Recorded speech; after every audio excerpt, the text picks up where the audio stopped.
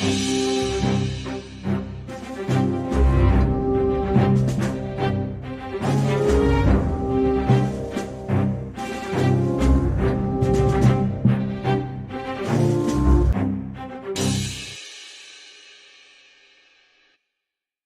es fait! Mets tes mains derrière la tête!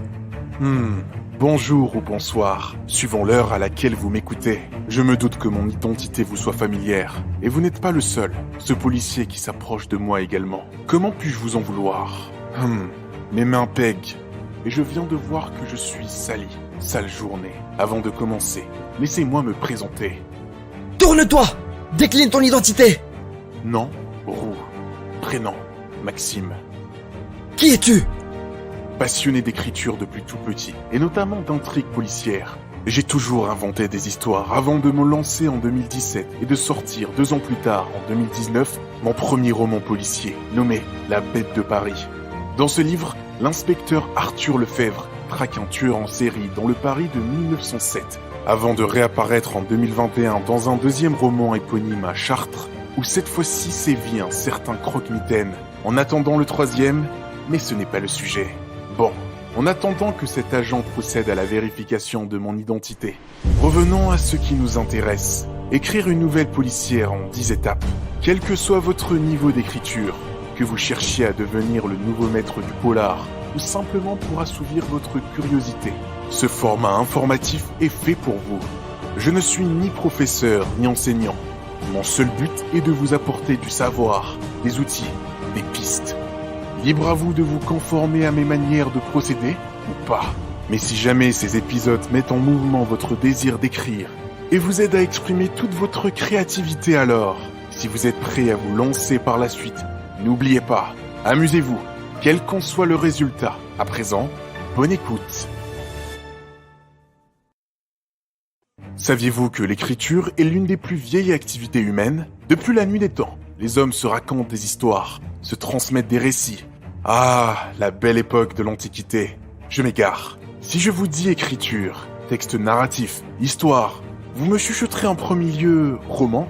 Forcément, c'est la forme la plus répandue et la plus lue. Du polar à la fantaisie, en passant par la science-fiction. Le choix est large.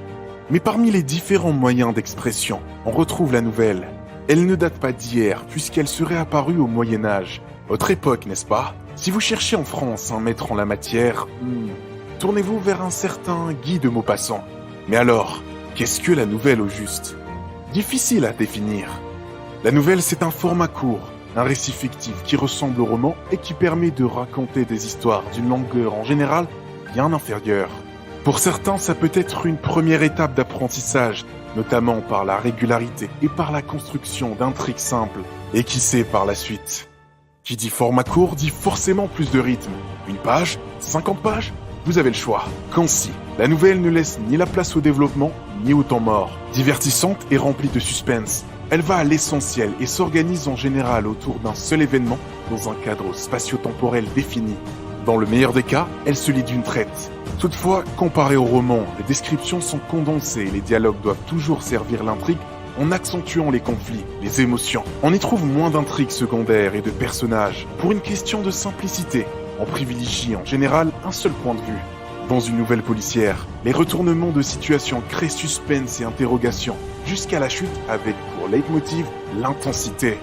Pour plus de fluidité, chaque partie devra être bien dosée entre description, action, dialogue, et la relecture de fin devra bonifier chaque passage. Puisque ce format reste littéraire, il vise l'amélioration de son style à travers une certaine maîtrise de la langue française, avec des mots bien choisis, sobres et incisifs. Alors vous allez me dire, pourquoi écrire une nouvelle policière? Par passion, pour l'envie de créer des enquêtes, des mystères, des énigmes à résoudre, pour pousser les lecteurs à des déductions logiques, pour les faire frissonner. Depuis des millénaires, les hommes ont peur de l'inconnu, la nuit, les créatures.